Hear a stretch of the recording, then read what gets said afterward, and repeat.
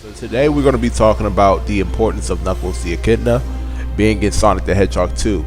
Knuckles the Echidna is one of the characters that has been like undermined, and he's like one of the most underrated characters in the Sonic franchise, mainly because of everything that he's done from Sonic the Hedgehog 3 and Sonic Adventure led to nothing after Sonic Adventure. I do believe that even in Sonic Adventure 2, when Knuckles is still, relatively cool, he didn't really have much of a purpose in the story because the story was mainly about Sonic the Hedgehog and in Shadow the Hedgehog, respectively. Even with Rouge and Omega, I feel like Rouge and Omega had a more important storyline than even Knuckles, because we already seen throughout the past 3 games we've seen including Sonic Adventure 2. We've seen with Sonic Adventure 2, Sonic Adventure 1, and with Sonic Hedgehog 3 and Knuckles that his only storyline is with, the Master Emeralds and what he can do with the Master Emeralds and how he can try to, get them back from Dr. Eggman. Granted, even in Sonic the Hedgehog 3, he needed Sonic's help to get the Chaos Emeralds or the Master Emeralds from Dr. Eggman and stuff like that, and so that Sonic can save the day as usual. So there wasn't really much character development with Knuckles, but I feel like we got something really important here with the CGI, and then with the effects, and with the plot and everything with Sonic the Hedgehog 2 the movie. I do believe that Knuckles is going to have an even more impactful role, especially since you have the inclusions of the Echidna tribe. Now, we haven't even really seen much of the Echidna tribe from Sonic Adventure 1, so we have yet to see what the Echidna tribe wanted from Longclaw and Sonic, and why did they wanted Sonic's power. Why is it that Knuckles don't want Sonic's power now, but his Echidna tribe wants Sonic's power? That's interesting because from the first movie, the Echidna tribe even attacked Longclaw just to get to Sonic the Hedgehog, just for Sonic the Hedgehog's power. And it makes sense for Sonic to mistakenly assume that Knuckles wanted his power in the movie trailer, but apparently Knuckles don't want his power. So what is Knuckles' purpose? What is his end game?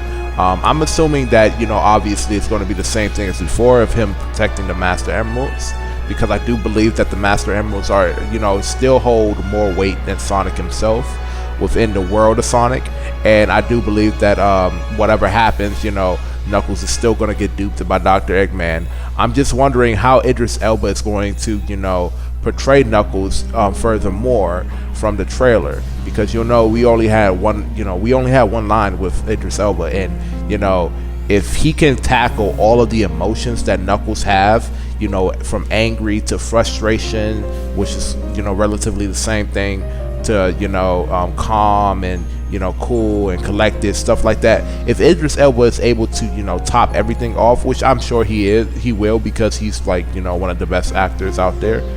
I'm pretty sure that Knuckles is going to have a good portrayal, and with that portrayal, it also leads to his personality.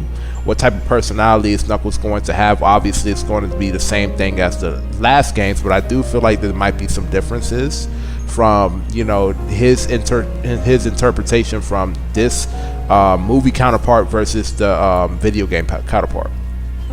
So with Knuckles the Echidna, I do think that Knuckles is one of the most important characters in Sonic the Hedgehog, and I do think that his time to shine is imminent. With him being even included in Sonic the Hedgehog 2, because you would safely assume that with Sonic the Hedgehog 2, since it was only Sonic and Tails in the original Sonic the Hedgehog 2 game, they wouldn't add Knuckles, but they wanted to add Knuckles. And even I forgot which director said it, but the director himself even said that they wanted to add more characters in Sonic 1, but obviously they wanted to tell an origin story. So with them telling an origin story, they kind of fleshed out Sonic's character, as well as add new characters that we've never seen before. Sonic's human friend, and him going to San Francisco. I think, and when people say that San Francisco is, you know, why is San Francisco, right? Why is Sonic always going to San Francisco? Yada yada yada. I think within the first movie, they wanted San Francisco to be the equivalence of Station Square in that sense, because remember that Station Square was relatively a big city. It was like, you know, almost like New York City, but, you know, miniaturized version of New York City. So I mean, maybe they was trying to go for that trope, but you know, since San Francisco and New York City are relatively similar with, you know, different aspects, you know, why not San Francisco, right? And plus, not only that, San Francisco is actually closer to, I think, where Sonic's home state was when he went to Earth. I think it was Wisconsin or something. I don't know. What was it, Wisconsin? I don't know. So overall, I do believe that Knuckles is going to have a great impact into the franchise. Obviously, with him being involved with the Master Emeralds. Also, one thing with Eggman being able to, you know, uncover what the Master Emeralds hold, is the Chaos Emeralds irrelevant? Because to me, I feel like if you're just going to include the Master Emeralds as the first thing to show within the show, I'm assuming that they're trying to, you know, devoid the Chaos Emeralds from the movie canon. And if that's the case, I mean, that's fine, but are we still going to see Super Sonic? You know, I mean, how's Super Sonic going to be played out? I do highly believe that Sonic is going to go super within this movie at some time of fashion. I just don't know how he's going to go Super Sonic, because if they exclude the Chaos Emeralds from the movie canon, then maybe like half of the Master Emerald usage would allow Sonic to go Super Sonic, and then the full Emeralds will let him go Hypersonic. I don't even know if they're gonna go that far with, you know, the lore, because Hypersonic is still a non-canon power that he obtained from Sonic the Hedgehog 3.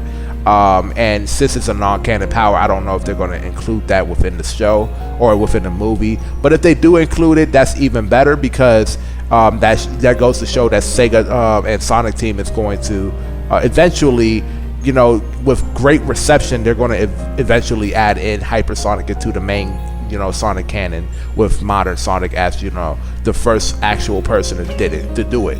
So yeah, this is the video. If you like this video, you know, give me a like, thumbs up, do whatever you want, and I will catch you guys on the next video that I will be making soon. This is Kai Rose signing out. Peace.